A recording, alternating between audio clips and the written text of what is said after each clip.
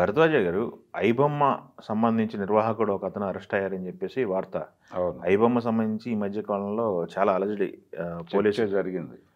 తెలంగాణ పోలీసులు కొంతమందికి వార్నింగ్ ఇవ్వడం, పట్టుకోవడం. అవును, అంటే తెలంగాణ పోలీసులు ఇప్పటి వరకు అరెస్ట్ చేసినటువంటి వాళ్ళు ఎవరు కూడా ఐబొమ్మతో లింక్ అయిన వాళ్ళు మరొకళ్ళు కాదు. అవును, ఒక లో స్టాండర్డ్లో థియేటర్కల్ ప్రింట్ని రికార్డ్ చేసి పైరసీ చేసుకుంటున్నటువంటి బ్యాచ్ని పట్టుకున్నారు. కానీ ఇది హై క్వాలిటీలో జరుగుతున్నటువంటి పైరసీ. ఐబొమ్మ కావచ్చు, ఇది కరేబియన్ దీవుల నుంచి ఆపరేట్ చేస్తున్నాడు ఇమ్మడి రవి, ఇందులో కీలకమైనటువంటి వ్యక్తి అని ఇప్పుడు వార్తలు సర్క్యులేట్ అవుతున్నాయి. ఆయన అరెస్టు తర్వాత కుక్కట్పల్లిలో అరెస్ట్ చేశారు అని చెప్తున్నారు పోలీసులు. సైబర్ క్రైమ్ వాళ్ళు అరెస్ట్ చేశారు, అదుపులో ఉన్నాడు ఇప్పుడు. అదే అలాగే ఆయన అకౌంట్లో ఉన్నటువంటి 3 కోట్లని సీజ్ చేశారు అనేది కూడా వార్త. అయితే ఐబొమ్మ అనేది ఒక రకంగా పేదవాడి మల్టీప్లెక్స్ అనేది కూడా ఒక అభిప్రాయం ప్రజల్లో ఉంది. అంటే మీరు సినిమాని సింగిల్ స్క్రీన్స్ని టోటల్గా తీసేసి రియల్ ఎస్టేట్కి వెళ్ళిపోయి మల్టీప్లెక్స్లు మాత్రమే థియేటర్లు అనేటువంటి పరిస్థితి తీసుకొచ్చి, సినిమా బడ్జెట్ ఏమో పాన్ ఇండియా మార్కెట్ కోసం మీరు సినిమా బడ్జెట్లు పెంచుకుని, సినిమా బడ్జెట్లు పెంచాం కాబట్టి లోకల్ మార్కెట్లో మాకు ప్రైస్ హైక్ ఇవ్వండి అని చెప్పి గవర్నమెంట్లతో సైన్ చేయించుకుని టిక్కెట్ల రేట్లు పెంచేసి రిలీజ్ చేసి రికార్డులు కొట్టడానికి ఈ భారం అంతా కూడా సినిమాకి వెళ్ళేటువంటి సాధారణ ప్రేక్షకుడి మీద పడుతోంది. ఇంత ఎక్స్పెన్సివ్గా థియేటర్ మారిపోయిన తర్వాత థియేటర్కి వెళ్ళటం కన్నా కూడా ఇంట్లో కూర్చుని సినిమా చూడటమే బెటరు అనే పరిస్థితికి జనాలు వచ్చేసారు. ఓకే, ఈ వాతావరణము అంటే థియేటర్ అనేది మోర్ ఎక్స్పెన్సివ్గా మారింది. గతంలో థియేటర్ ఆడియన్స్ ఫ్రెండ్లీగా ఉన్నప్పుడు ఇలాంటి వాటిని ఎంకరేజ్ చేసేవాళ్ళు కాదు జనాలు. థియేటర్కే వెళ్ళి సినిమా చూసే ప్రయత్నమే చేసేవాళ్ళు.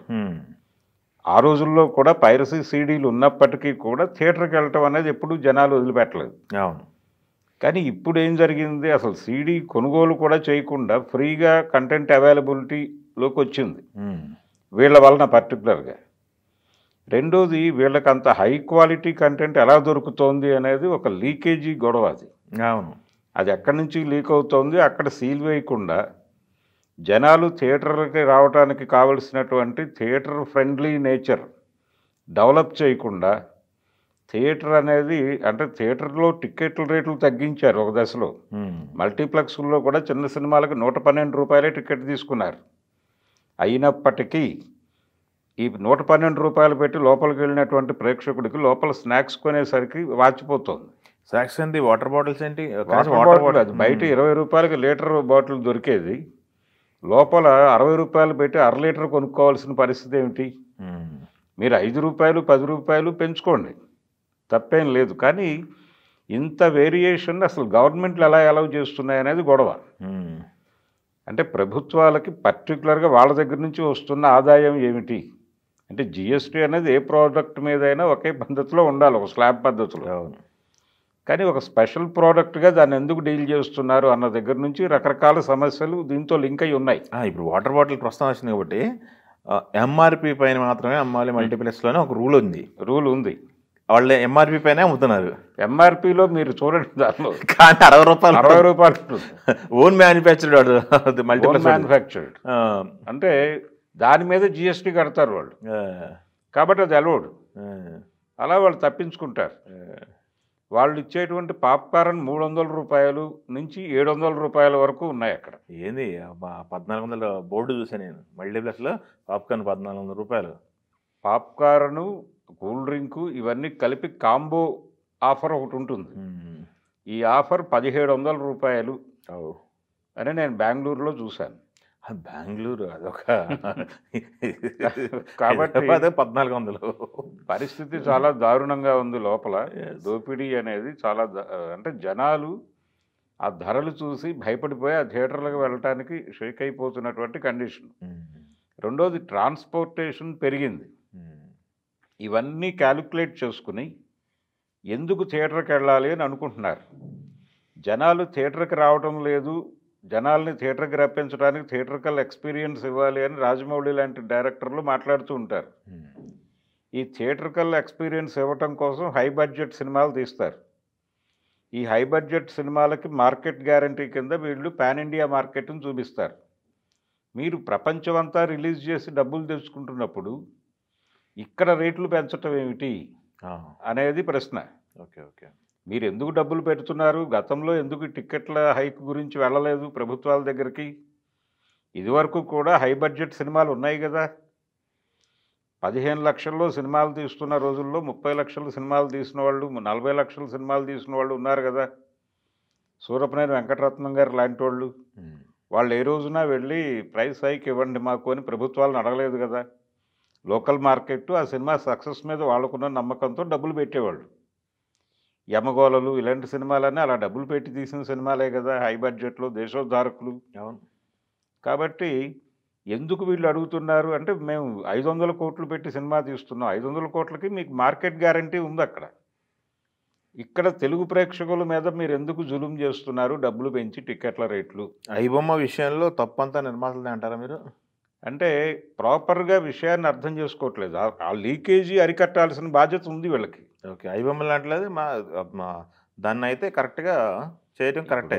అది అంటే ఎందుకు అతనికి జనామోదం ఉంది, జనామోదం ఉంది నాకు అంటే ఒక రాబిన్ హుడ్ లాగా తయారయ్యాడు అతను. సినిమా రాబిన్ హుడ్గా తయారయ్యాడు. రాబిన్ హుడ్ ప్రోగ్రామ్ ఏమిటి? ఉన్నవాళ్ళని దోచి పేదవాళ్ళకి పెట్టడం. ఇతను అక్కడ నుంచి కంటెంట్, క్వాలిటీ కంటెంట్ తీసుకొచ్చి వీళ్ళకి ఉచితంగా సరఫరా చేస్తున్నాడు. ఆ మధ్య మాట్లాడింది కూడా అదే వాళ్ళు. మేము అంటే దాదాపు దేశంలో 80% ప్రజలు మాతో ఉన్నారు, మీతో ఉన్నది జస్ట్ 20% మాత్రమే, కాబట్టి యుద్ధానికి వస్తే మేమే గెలుస్తామన్న పద్ధతిలో వాళ్ళు ప్రకటన ఇచ్చారు. కాబట్టి ప్రజామోదం ఉన్నటువంటి ప్లాట్ఫామ్ అది. ఈ ప్రజామోదం ఉండటానికి కారణాలు ఏమిటి అనేది ఒక్కసారి రివ్యూ చేసుకుని వీటిని పరిష్కరించాలి ముందు. ఐబొమ్మ వైపు ఎందుకు వెడుతున్నారు జనాలు, ఎందుకు డౌన్లోడ్ చేసుకుని సినిమాలు చూస్తున్నారు? ఐబొమ్మ ఒకటే కాదు, ఇలాంటి సైట్లు ఇంకో 3-4 ఉన్నాయి. మూవీ రివ్యూస్ అని ఉన్నాయి. వాటిల్లో నుంచి కూడా కంటెంట్ తీసుకుంటున్నారు జనాలు. ఇది కేవలం ఈ కంటెంటే కాదు వీళ్ళు చేస్తున్నది. దీంతో పాటు వాళ్ళు వెబ్ సిరీస్లు కూడా తీసుకొచ్చి అందులో పెట్టేస్తున్నారు. ఓకే. అంటే ఓటీటీలకు కూడా వీళ్ళ వల్ల సమస్య ఉంది. అంటే ఓటీటీ ఇంట్లో కూర్చుని చూసేదే, కానీ దాన్ని కూడా వీళ్ళు పైరేటెడ్ కంటెంట్ తీసుకొచ్చి ఇందులో పెడుతున్నారు. ఇదొక గొడవ ఉంది. దీంతోపాటు చిన్న సినిమాలు కూడా వచ్చేస్తున్నాయి దానిలోకి. వాళ్ళకి థియేటర్కల్గా వచ్చేదే తక్కువ. ఆ తక్కువ కూడా రాకుండా పోతున్నారు అనేది చిన్న నిర్మాతల గొడవ. ఈ చిన్న నిర్మాతలు చివరికి థియేటర్కి వెళ్లకుండా కూడా ఓటీటీకి వెళ్ళిపోతున్నాయి కొన్ని సినిమాలు. అవును. ఓటీటీ వాళ్ళు ఏం చేశారు, ఈ కండిషన్ అంతా చూసి ఐబొమ్మ ప్రెజరు ఇవన్నీ చూపించి టికెటింగ్ వ్యవస్థ ఒకటి ఏర్పాటు చేశారు వాళ్ళు. మీ సినిమాని తీసుకెళ్ళి వాళ్ళ దగ్గర పెడితే వచ్చిన వ్యూస్ని బట్టి revenue sharing. Satellite TV channels వాళ్ళు కూడా ఈ ఆఫర్ ఇచ్చేస్తున్నారు ఇప్పుడు. కొత్త సినిమా మా ఛానల్లో వేయండి, దాన్ని ప్రమోట్ చేద్దాం, ప్రమోట్ చేసి వచ్చిన రెవెన్యూ, యాడ్ రెవెన్యూ వస్తుంది కదా, వచ్చిన రెవెన్యూలో పర్సంటేజ్ మాట్లాడుకుందాం అనే పరిస్థితికి వచ్చేసారు. Okay okay. ఇలాంటి రకరకాల డీల్స్ నడిచిపోతున్నాయి. ఈ అన్ని డీల్స్, ఇన్ని గందరగోళాలు థియేటర్ నుంచి బయట జరుగుతున్నటువంటి పంచాయతీలు ఇవన్నీ ఇక్కడ జరగడానికి కారణం ఏంటి? థియేటర్ని మీరు ఆడియన్ ఎనిమీగా మార్చటం. కాబట్టి మీరు ప్రైస్ అంటే టిక్కెట్ల రేట్లు ఎలా ఉండేవంటే, ఒకప్పుడు టిక్కెట్ల రేట్లో 4వ వంతు ఖర్చుతో స్నాక్స్ వెళ్ళిపోయేవి థియేటర్లో. రెండోది, జనాలు ఏది కొనుక్కోవడానికైనా అవకాశం ఉండేది. అంటే క్యాంటీన్ ఉన్నప్పటికీ అదే గేటుల దగ్గర గేట్లు ఓపెన్ చేసి బయటికి వెళ్ళి కొనుక్కొచ్చుకోండి అన్న పరిస్థితి ఒక దశలో నడిచింది. పాసులు ఇచ్చి పంపించేసేవాళ్ళు బయటికి. అలా కాని పరిస్థితుల్లో గేట్లు వేయటం మొదలైన తర్వాత ఆ తలుపుల దగ్గర అక్కడ కొంతమంది బేసిన్లు పెట్టుకుని అమ్ముకునేవాళ్ళు గేటు బయట. అవి కొనుక్కునేవాళ్ళు జనాలు. ఇక్కడ పావలా పెట్టి కొనకుండా అక్కడ 10 పైసలు పెట్టి కొనుక్కునేవాళ్ళు. ఇప్పుడు లోపలికి వెళ్ళేవాళ్ళు, మల్టీప్లెక్స్లోకి వెళ్ళే వాళ్ళని చెక్ చేస్తున్నారు సెక్యూరిటీ మెజర్స్లో. సెక్యూరిటీ మెజర్ కాదు అది, సెక్యూరిటీ మెజర్ కూడా ఉంది. Food not allowed. బయట ఫుడ్ ఏమైనా క్యారీ చేస్తున్నారేమో వీళ్ళు, మంచినీళ్ళు తీసుకొచ్చినా అక్కడ తీసేసుకుంటాడు. Outside food not allowed. మీ జేబులో చాక్లెట్ దొరికినా మిమ్మల్ని దోషిగా చూస్తాడు, వాడు నేరస్తుడిగా చూస్తాడు. మీరు దొంగతనంగా ఒక చాక్లెట్ లోపలికి పట్టుకెళ్తున్నారు అన్నట్టు ఎక్స్ప్రెషన్ పెడతాడు. ఇది మనుషుల్ని చాలా చాలా హీనపరిచేటువంటి పరిస్థితి. అది ఒక రకంగా మానవ హక్కుల ఉల్లంఘన కూడా. ఉమ్. ఇలాంటి రకరకాల గందరగోళాల మధ్య మల్టీప్లెక్స్ల మీద దృష్టి పెట్టాలి. నిజానికి నిర్మాతల సమ్మె జరిగింది ఆ మధ్య. అవును. ఈ కరోనా ఇవన్నీ అయిపోయి లాక్డౌన్ల నుంచి బయటకు వచ్చేసిన తర్వాత వీళ్ళు సినిమాలు తీయవని సమ్మె మొదలుపెట్టి అవును. ఈ సమ్మెని కంక్లూడ్ చేస్తూ దిల్ రాజు గారు ఒక ప్రెస్ మీట్ నడిపాడు అక్కడ. ఆ ప్రెస్ మీట్లో ఈ ప్రస్తావన చేశాడు ఆయనే. ఎవరు బయట నుంచి రిపోర్టర్లు ఎవరు ఎత్తక ముందే ఉమ్. థియేటర్ ఆడియన్ ఎనిమీగా మారుతోంది, ఈ పరిస్థితి మాకు అర్థమవుతోంది, కాబట్టి అక్కడ స్నాక్స్ రేట్లు తగ్గించడానికి మా వంతు కృషి మేము చేస్తామని చెప్పాడు ఆ రోజు ఆయన. ఉమ్. కానీ తర్వాత ఏమైపోయిందో తెలియదు. అక్కడి నుంచి తగ్గకపోగా పెరగడం మొదలైంది. ఎందుకు కంట్రోల్ చేయలేకపోతున్నారు అనేది ఒక వివరణ ఇవ్వాల్సిన అవసరం ఉంది వాళ్ళకి. ఓకే. రెండోది, కమ్యూనిటీ థియేటర్ల నిర్మాణానికి ముందుకు రావాలి. కమ్యూనిటీ థియేటర్ల నిర్మాణం జరిగితే కొంత ఈ ఐబొమ్మ లాంటి వాళ్ళ ప్రభావం తగ్గుతుంది. కమ్యూనిటీ థియేటర్ అంటే అపార్ట్మెంట్లు ఇలాంటి గేటెడ్ కమ్యూనిటీస్లో థియేటర్లను ఎంకరేజ్ చేయవచ్చు. మీరు ఎలాగూ రీల్ పంపరు, ఆన్లైన్లో పంపింగే కాబట్టి, క్యూబ్లో మీరు సినిమా పంపిణీ చేయటమే కాబట్టి, ఈ ఇందిరమ్మ ఇళ్ళు, మరొక ఇళ్ళు, ఇలాంటి కాలనీస్ ఉంటాయి కొన్ని. ఆ కాలనీస్లో కూడా ఒక కమ్యూనిటీ థియేటర్ కట్టండి. అక్కడ ఒక షోనో 2 షోలో వేయండి, వాళ్ళందరూ చూసేస్తారు టికెట్లు కొనుక్కుని. అదే వాళ్ళ ఇంట్లో వండుకున్నటువంటి పునుగులో మరొకటో తెచ్చుకుని ఒక 50 రూపాయల టికెట్ కొనుక్కుని అధికారికంగా లోపల కూర్చొని చూసి వెళ్తారు, మీకు డబ్బులు వస్తాయి. ఎవరో డబ్బులు తినేస్తున్నారు, మా సినిమా ఉచితంగా చూస్తున్నారు అనే బాధ తప్పుతుంది. ఓకే. కాబట్టి ఆల్టర్నేటివ్ మెథడ్స్ డిజైన్ చేసుకుని ప్రజలకి సినిమాని చేరువుకు తీసుకెళ్ళడానికి ఏమేం చేయాలో ఇవన్నీ ఆలోచించుకుని ఒక స్కీమ్ వేసుకుని సినిమాని, థియేటర్ని కాపాడుకోవాలి. చూద్దాం మీరు చెప్పినట్టు. ఈ కాపాడుకునే ప్రక్రియలో వీళ్ళు అంతర్ధానం అయిపోతారు ఆటోమేటిక్గానే. ఇప్పుడు పైరసీ సీడీలు అమ్మేవాళ్ళు ఎలా అంతర్ధానం అయిపోయారో వీళ్ళు కూడా అంతర్ధానం అయిపోతారు ఇవన్నీ తీసుకుంటే. ఇప్పుడు ఆయన మీద కేసు పెడతారు.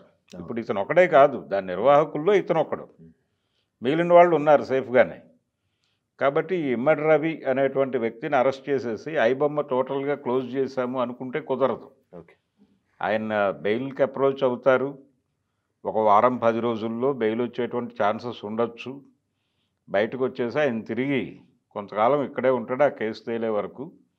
ఇలా అంటే పాస్పోర్ట్లు ఇవన్నీ హ్యాండ్ ఓవర్ చేసేసుకుంటారు బెయిల్ ఇచ్చేటప్పుడు ఎలాగూ. అదే. సో కొంతకాలం ఉంటాడు, ఆ కేసు నడుస్తుంది. ఈ కేసు పెట్టడం ద్వారా ఇది ఆగిపోతుంది అంటే భ్రమే. ఈ మాట కూడా వాళ్ళు ఆ మధ్య ఇచ్చినటువంటి ప్రెస్ స్టేట్మెంట్లో చెప్పారు. మీరు ఒక చోట మాది ఆపేస్తే ఇంకొక చోట నుంచి మేము ఆన్ అవుతాం, ఒక ఐపీ నుంచి మమ్మల్ని క్లోజ్ చేస్తే ఇంకో ఐపీలో మేము ఓపెన్ అవుతామని చెప్పాడు వీళ్ళందరూ ప్రకటించిన ఒక ప్రకటనలో. సో అంత ఈజీ కాదు. దీన్ని స్ట్రక్చరల్గా దెబ్బ కొట్టడానికి ఏం చేయాలి అనేది ఆలోచించాల్సిన అవసరం ఉంది ఇప్పుడు. ఓకే. Thank you.